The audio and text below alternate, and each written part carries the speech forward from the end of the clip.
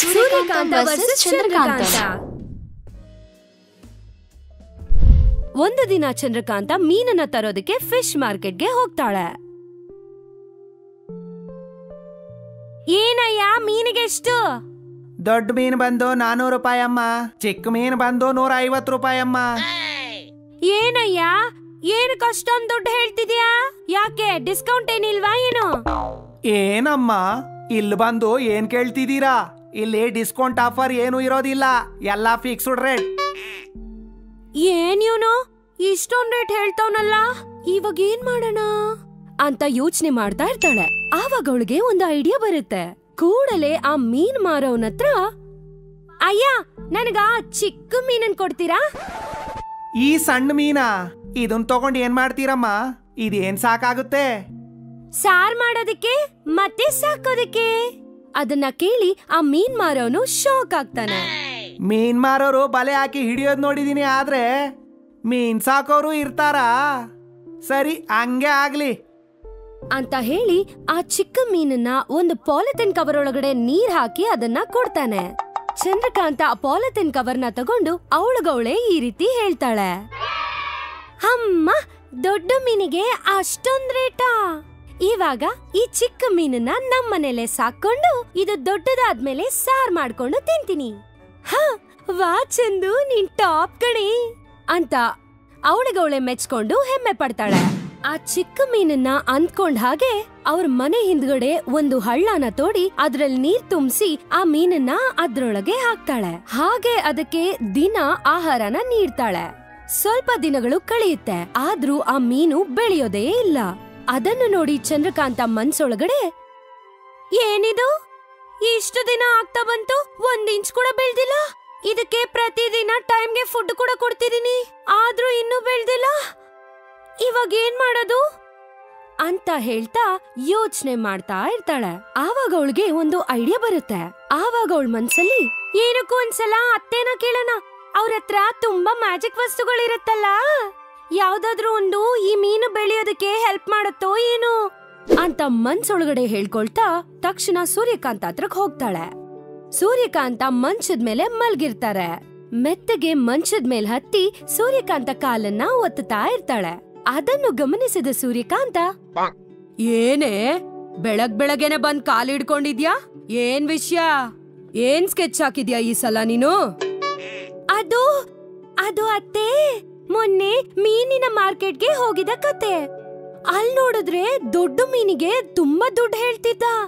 ಅದಕ್ಕೆ ಕಡಿಮೆ ದುಡ್ಡಕ್ ಸಿಗುವ ಒಂದು ಚಿಕ್ಕ ಮೀನನ್ನ ಕೊಂಡ್ಕೊಂಡು ತಂದೆ. ಅದನ್ನ ಸಾಕಿ ದೊಡ್ಡದಾದ್ಮೇಲೆ ಸಾರ್ ಮಾಡ್ಕೊಂಡ್ ತಿನ್ನೋಣ ಅನ್ಕೊಂಡೆ, ಆದ್ರೆ ಅದಿನ್ನೂ ದೊಡ್ಡದಾಗ್ ಬೆಳಿಲೇ ಇಲ್ಲ. ನೀವೇ ನನಗೆ ಹೆಲ್ಪ್ ಮಾಡ್ಬೇಕು ಅತ್ತೆ. ಅದಕ್ಕೇನಾ ಆವಾಗ್ಲಿಂದ ನನಗೆ ಐಸ್ ಇಡ್ತಿದ್ಯಾ? ಅಷ್ಟಕ್ಕೂ ಅದು ಬೆಳಿದೆ ಹೋದ್ರೆ ನನ್ನನ್ನೇನ್ ಮಾಡಕ್ ಹೇಳ್ತೀಯೇ? ಗಾಳಿ ಹಿಡಿಯೋ ಪಂಪ್ನ ಅದ್ರ ಬಾಯ್ಗಿಟ್ಟು ಅದನ್ನ ದೊಡ್ಡದ್ ಮಾಡ್ಬೇಕಂತ್ಯಾ ಏನು? ಅದಂಗಲ್ಲ ಅತ್ತೆ, ನಿಮ್ ಹತ್ರ ಯಾವ್ದಾದ್ರು ಮ್ಯಾಜಿಕ್ ವಸ್ತು ಇರುತ್ತಲ್ವಾ, ಅದ್ರ ಮೂಲಕ ಆ ಮೀನನ್ನ ದೊಡ್ಡದ್ ಮಾಡಿ ಅತ್ತೆ, ಪ್ಲೀಸ್ ಅತ್ತೆ. ಅಯ್ಯೋ ಹುಚ್ಚಿ, ಆ ಮೀನು ಅದ್ರ ತಕ್ಕ ಮಟ್ಟಕ್ಕೆ ಬೆಳೆಯುತ್ತೆ, ಅದನ್ನ ನಾವ್ ಏನು ಮಾಡಕ್ಕಾಗಲ್ಲ.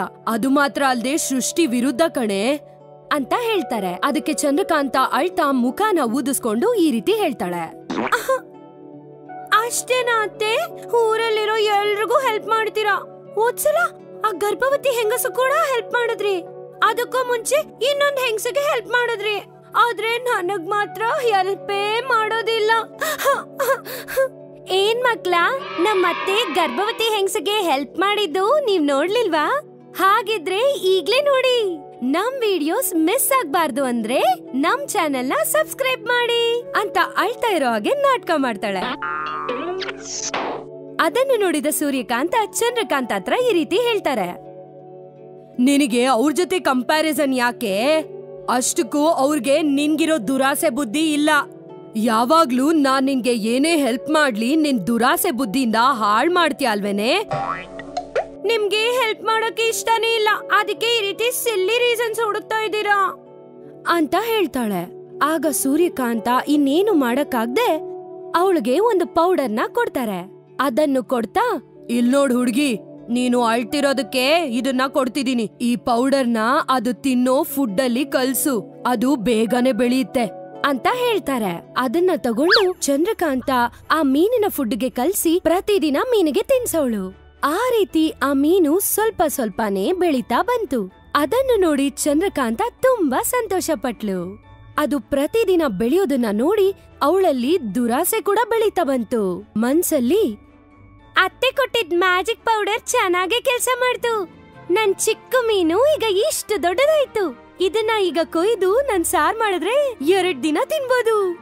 ಆದ್ರೆ ಬೇಡ ಬಿಡು, ಇನ್ನು 2 ದಿನ ಇದನ್ ಬೆಳೆಸಿ ಇದನ್ನ ಕೊಯ್ದು ಊರಲ್ಲಿರೋರ್ಗೆಲ್ಲ ಮಾರಿದ್ರೆ ಚೆನ್ನಾಗ್ ದುಡ್ಡು ಮಾಡ್ಬೋದಲ್ಲ ಅಂತ ಅನ್ಕೊಂಡು ಆ ಹಳ್ಳನ ಇನ್ನು ಸ್ವಲ್ಪ ಸ್ವಲ್ಪ ದೊಡ್ಡದ್ ಮಾಡಿದ್ಲು. ಆಗ ಆ ಮೀನು ದೊಡ್ಡದಾಗ್ತಾ ಒಂದು ಜೈಂಟ್ ಫಿಶ್ ಆಗುತ್ತೆ. ಚಂದ್ರಕಾಂತ ಆ ಹಳ್ಳನ ತೋಡ್ತಾನೇ ಇರ್ತಾಳೆ. ಆಗ ಅದು ಒಂದು ಮಿನಿ ಸೈಜ್ ಕೊಳ ತರ ಬದ್ಲಾಗುತ್ತೆ. ಆ ಮೀನಿನ ಸೈಜ್ ಜೊತೆ ಹೊಟ್ಟೆ ಹಸಿವೇನು ಬೆಳೆಯುತ್ತೆ. ಅದರ ಹಸಿವಿಗೆ ಪ್ರತಿದಿನ 10 ಮಂದಿ ತಿನ್ನೋ ಫುಡ್ ತಿನ್ನುತ್ತೆ. ಅದರಿಂದ ಚಂದ್ರಕಾಂತ, ಅಬ್ಬಾ ಇದೇನು ಇಷ್ಟೊಂದ್ ತಿಂತಾ ಇದೆ, ಇನ್ಮೇಲೆ ಇದನ್ ಮೇಯಿಸೋದಕ್ಕೆ ನನ್ ಕೈಲಾಗಲ್ಲ, ಬೇಗನೆ ಊರಲ್ಲಿರೋರ್ಗೆ ಇದನ್ ಮಾರ್ಬಿಡ್ಬೇಕು ಅಂತ ಅನ್ಕೊಂಡು ಊರಲ್ಲಿರೋರ್ನೆಲ್ಲ ಕರೆದು ಹರಾಜಾಗ್ತಾಳೆ. ಆದ್ರೆ ಅಷ್ಟು ದೊಡ್ಡ ಮೀನನ್ನ ನೋಡಿ ಎಲ್ಲರೂ ಭಯ ಬಿದ್ದು ಈ ರೀತಿ ಹೇಳ್ತಾರೆ, ಏನಮ್ಮ ಮೀನಂತ ಹೇಳ್ದೆ, ಮೀನೆಲ್ಲಾದ್ರೂ ಇಷ್ಟು ದೊಡ್ಡದಾಗಿರುತ್ತಾ? ಇದು ಖಂಡಿತವಾಗ್ಲೂ ತಿಮಿಂಗಲನೇ, ನಾವು ತಿಮಿಂಗಲನ ತಿನ್ನೋದಿಲ್ಲ. ಸರಿ, ಅದನ್ನ ಮೀನೇ ಅನ್ಕೊಳ್ಳೋಣ. ಅದನ್ನ ಹಿಡ್ಕೊಳ್ಳೋರು ಯಾರು, ಕುಯ್ಯೋರು ಯಾರು? ಅಯ್ಯೋ ನನ್ ಕೈಯಲ್ಲಿ ಆಗಲ್ಲ ಕಣಮ್ಮೋ, ಇದನ್ನ ನೀನೇ ಇಟ್ಕೋ ಅಂತ ಹೇಳಿ ಅಲ್ಲಿಂದ ಹೊರಟೋಗ್ತಾರೆ. ಅದ್ರಿಂದ ಚಂದ್ರಕಾಂತ ಆ ಮೀನನ್ನ ಮಾರಕ್ಕಾಗ್ದೆ, ಅದಕ್ಕೆ ಆಹಾರನೂ ನೀಡಕ್ಕಾಗ್ದೆ ಅಳ್ತಾ ಇರ್ತಾಳೆ. ಆವಾಗ ಅಲ್ಲಿಗೆ ಬಂದ ಸೂರ್ಯಕಾಂತಾಳಿಗೆ ವಿಷಯ ಎಲ್ಲ ಅರ್ಥ ಆಗಿ, ನಾನ್ ನಿನಗ್ ಮೊದ್ಲೇ ಹೇಳ್ದೆ ಅಲ್ವೇನೆ ನಿನಗೆ ದುರಾಸೆ ಜಾಸ್ತಿ ಅಂತ. ಈ ರೀತಿ ಹಾಳ್ಬಿದ್ದ ಕೆಲ್ಸಗಳನ್ನ ಏನೋ ಒಂದ್ ಮಾಡ್ತೀಯ ಅಂತ ನಂಗ್ ಮೊದ್ಲೇ ಗೊತ್ತು. ಈಗ ಅತ್ತು ಏನ್ ಪ್ರಯೋಜನ? ಇನ್ ಮುಂದೆ ಅದಕ್ಕೆ ಪ್ರತಿದಿನ ಸೇವೆ ಮಾಡ್ತಾ ಇರು. ಏನ್ ಮಾತಾಡ್ತಿದೀರಾ ಅತ್ತೆ? ಅದು ಒಂದು ದಿನಕ್ಕೆ 10 ಜನ ತಿನ್ನೋ ಆಹಾರ ತಿಂತಿದೆ. ಅದನ್ನ ಮೇಯಿಸೋದಕ್ಕೆ ನನ್ ಕೈಲಾಗ್ತಿಲ್ಲ ಅತ್ತೆ. ನೀವೇ ಏನೋ ಒಂದ್ ಮಾಡಿ ಅತ್ತೆ, ಪ್ಲೀಸ್ ಅತ್ತೆ ಅಂತ ಗೋಗರಿತಾಳೆ. ಇನ್ನೇನು ಮಾಡಕ್ಕಾಗ್ದೆ ಸೂರ್ಯಕಾಂತ ಅವರ ಮ್ಯಾಜಿಕ್ನಿಂದ ಆ ಮೀನನ್ನ ಹಾಗೆ ಆಕಾಶಕ್ಕೆ ಎಬ್ಸಿ ಅದನ್ನ ಊರಾಚೆ ಇರೋ ನದಿಗೆ ಬಿಸಾಕ್ತಾರೆ.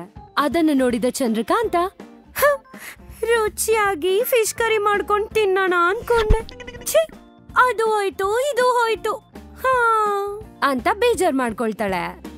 ಸೂರ್ಯಕಾಂತ ವರ್ಸಸ್ ಒಂದು ದಿನ ಮುಂಜಾನೆ ಸೂರ್ಯಕಾಂತ ಮನೆ ಮುಂದೆ ಒಂದು ದೊಡ್ಡ ಕಾರ್ ಬಂದು ನಿಲ್ಲಿತು. ಅಲ್ಲೇ ಹೊರಗಡೆ ಕೂತಿದ್ದ ಅತ್ತೆ ಮತ್ತೆ ಸೊಸೆ ಆ ಕಾರನ್ನ ಕುತೂಹಲದಿಂದ ನೋಡ್ತಾ ಇದ್ರು. ನಮ್ಮನೆಗೆ ಕಾರಲ್ಲಿ ಬಂದಿರೋದ್ ಯಾರು? ಹಬ್ಬಾ, ಎಷ್ಟು ದೊಡ್ಡ ಕಾರು ಅನ್ಕೊಂಡು ಇಬ್ರು ಆ ಕಾರಿನ ಕಡೆ ನೋಡ್ತಾ ಇದ್ರು. ಅದ್ರೊಳಗಿಂದ ಒಂದ್ ಹೆಂಗ್ಸು ದುಬಾರಿ ಸೀರೆ ಕಟ್ಕೊಂಡು ಕಣ್ಣಿಗೆ ಕೂಲಿಂಗ್ ಗ್ಲಾಸ್ ಹಾಕೊಂಡು ತುಂಬಾ ಸ್ಟೈಲ್ ಆಗಿ ಇಳ್ಕೊಂಡು ನಡ್ಕೊಂಡ್ ಬರ್ತಿದ್ಲು. ಸೂರ್ಯಕಾಂತ ಅವ್ರ ಕಡೆ ನೋಡಿ ಹಾಗೆ ಆಕಾಶನೂ ನೋಡಿದ್ರು. ಮಳೆ ಬೀಳೋ ಹಾಗೂ ಇಲ್ಲ, ಹಾಗೆ ಬಿಸ್ಲು ಗಿಸ್ಲು ಕೂಡ ಇಲ್ಲ. ಇಂಥದ್ರಲ್ಲಿ ಕೂಲಿಂಗ್ ಗ್ಲಾಸ್ ಹಾಕೊಂಡ್ ಬರ್ತಾವಳಂದ್ರೆ ಈ ಬಿತ್ರಿ ಯಾರೋ ನಮ್ಮನೆ ಬಿತ್ರಿ ತರನೇ ಇರ್ಬೇಕು ಅನ್ಕೊಂಡು, ಇಲ್ ನೋಡು ಹುಡುಗಿ, ಯಾರೋ ನಿಮ್ ಊರ್ನವ್ರೇ ಇರ್ಬೇಕು ನೋಡು ಅಂತ ಹೇಳಿದ್ಲು. ಈ ಮುದ್ಕಿಗೆ ಮೈ ತುಂಬಾ ಕೊಬ್ಬೆ, ಇಲ್ ನೋಡು ಯಾರ್ ಬೇಕು ನಿನ್ಗೆ ಅಂತ ಕೇಳಿದ್ಲು ಆ ಹೆಂಗ್ಸನ್ನ. ನಾನೇ ನಿನ್ ಚಿಕ್ಕ ವಯಸ್ಸಿನ ದೋಸ್ತಿ ಕಮಲ. ಅಷ್ಟು ಬೇಗ ಮರ್ತು ಬಿಟ್ಟ ಅಂತ ಹೇಳಿದ್ಲು ಕೂಲಿಂಗ್ ಗ್ಲಾಸ್ ನ ತೆಗೆದು. ಅಲೆಲೆಲೆ ಕಮಲ, ನೀನಾ? ಇಷ್ಟಕ್ಕೂ ಗುರ್ತಿಡಿಯಕ್ಕೆ ಆಗ್ತಿಲ್ಲ. ಆ ಮಂಕ್ರಿ ಜುಟ್ಟು, ಗೊಣ್ಣೆ ಸೋರೋ ಮೂಗು, ಯಾವಾಗ ನೋಡಿದ್ರು ಅಳ್ತಾನೆ ಇದ್ದೆ ಅಲ್ವೇನೆ? ಇವಾಗೇನೆ ಕಾರು ಡ್ರೈವರು ಅಂತ ಲಾಟ್ರಿ ಗಿಟ್ರಿ ಹೊಡಿತಾ ಏನು ಅಂತ ಹೇಳ್ತಾ ಅವಳ ಫ್ರೆಂಡನ್ನ ಸೂರ್ಯಕಾಂತ ಹತ್ರ ಕರ್ಕೊಂಡೋದ್ಲು. ಇಲ್ ನೋಡತ್ತೆ, ಇವಳು ನನ್ ಮೆಡ್ಡಿ ದೋಸ್ತು ಕಮಲ. ಆವಾಗ ನನಗಿನ್ನ ತುಂಬಾ ಹಿಂದೆ ಇದ್ಲು, ಇವಾಗ ಏನೋ ಆಗಿದೆ ಇವಳಿಗೆ.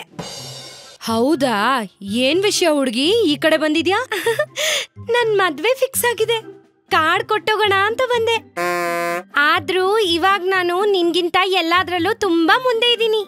ಅಲ್ಲಿ ನನ್ ಕಾರ್ ನೋಡಿದ್ಯಾ? ಇಂಪೋರ್ಟೆಡ್. ದುಬೈಗೆ ಹೋಗಿ ಇಂಪೋರ್ಟ್ ಮಾಡಿದಾನೆ ನನ್ ಮದ್ವೆ ಆಗೋನು.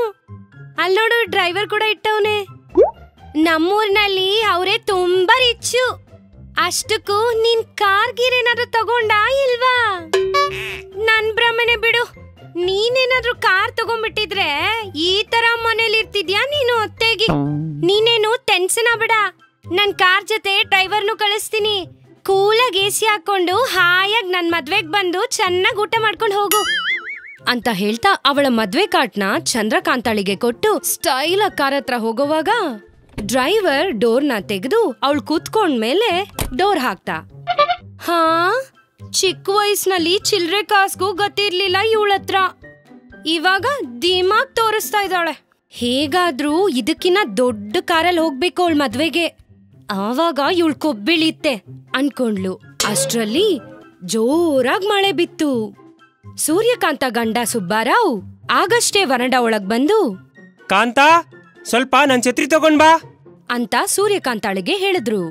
ಇಲ್ ನೋಡ್ ಹುಡ್ಗಿ, ಸ್ವಲ್ಪ ಛತ್ರಿ ತಂದು ಮಾವನವ್ರು ಕೊಡು ಅಂತಿದ್ದಾಗೆ ಒಳಗಡೆ ಹೋಗಿದ್ ಚಂದ್ರಕಾಂತ ಮಣ್ಣು ಮೆತ್ಕೊಂಡಿರೋ ಆ ಛತ್ರಿನ ನೋಡಿ ನೆಲಕ್ಕಾಕಿ 2 ಸತಿ ಓಡಿದ್ಲು.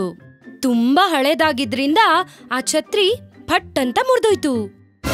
ಎಷ್ಟೊತ್ತಾದ್ರೂ ಸೊಸೆ ಹೊರಗಡೆ ಬರ್ದಿದ್ದಿದ್ ಕಾರಣ ಸೂರ್ಯಕಾಂತನೇ ಒಳಗಡೆ ಹೋದ್ರು.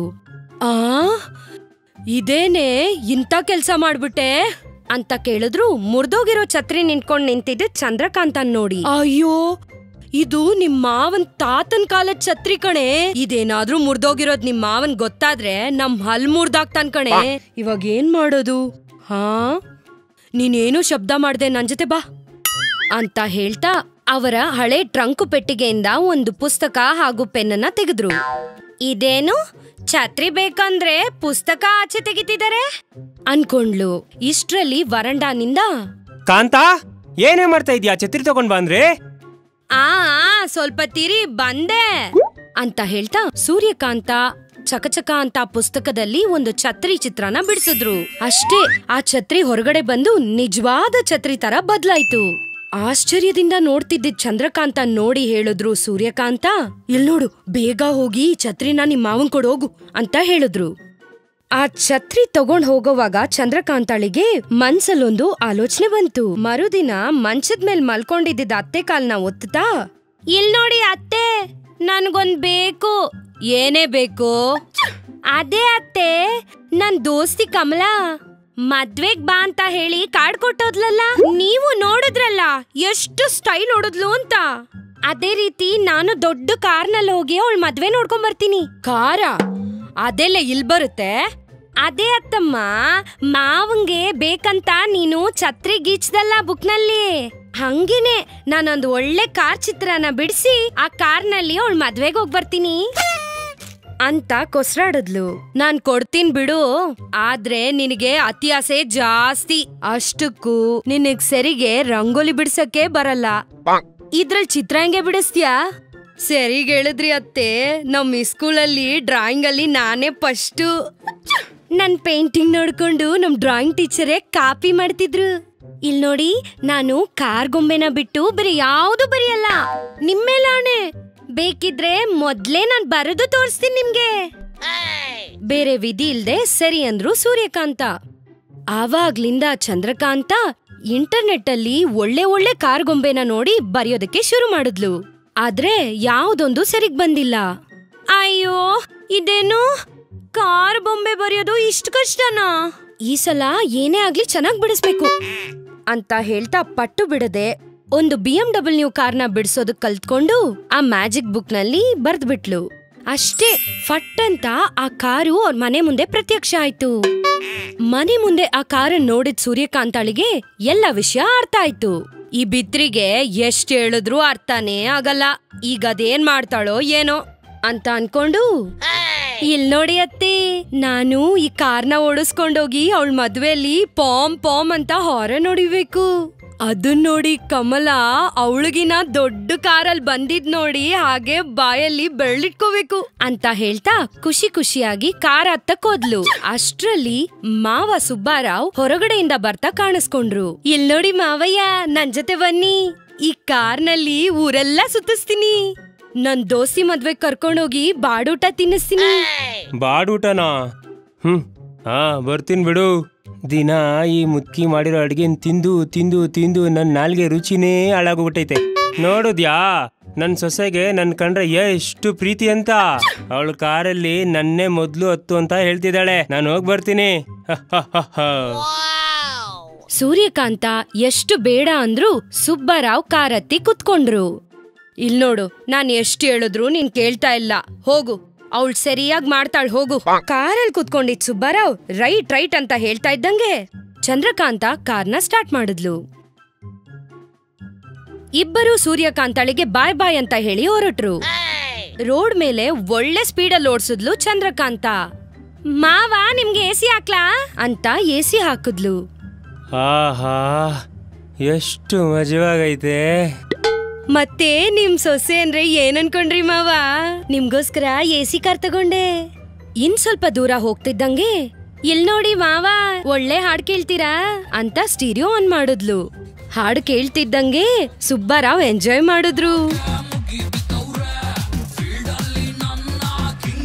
ಇಲ್ ನೋಡಿ ಮಾವ, ಇವಾಗ ನೋಡಿ ನೀವ್ ಕುತ್ಕೊಂಡಿರೋ ಸೀಟು ಹೇಗ್ ಸೋಫಾ ತರ ಆಗುತ್ತೆ ಅಂತ ಹೇಳ್ತಾ ಒಂದು ಬಟನ್ನ ಪ್ರೆಸ್ ಮಾಡಿದ್ಲು. ಸುಬ್ಬರಾವ್ ಕುತ್ಕೊಂಡಿದ್ದ ಸೀಟ್ ಒಂದು ರಿಕ್ಲೇಯರ್ ಸೋಫಾ ತರ ಹಿಂದಕ್ಕೆ ಹೋಯ್ತು. ಇದೇನ್ ಕಾರಾ ವಿಮಾನನಾ ಅಂತ ತುಂಬಾನೇ ಖುಷಿ ಪಟ್ರು ಸುಬ್ಬರಾವ್. ಇಷ್ಟ್ರಲ್ಲೇ ಆಕಸ್ಮಿಕವಾಗಿ ಎದುರಿಗೆ ಕುರಿಗಳ ಗುಂಪು ಬಂತು. ಅದನ್ ನೋಡಿ ಸುಬ್ಬರಾವ್ ಕಂಗಾಲಾದ್ರು. ಬ್ರೇಕ್ ಹಾಕಮ್ಮ, ಬ್ರೇಕ್ ಹಾಕು, ಅದನ್ನೊತ್ತು. ಅದೇ ಹುಡುಕ್ತಾ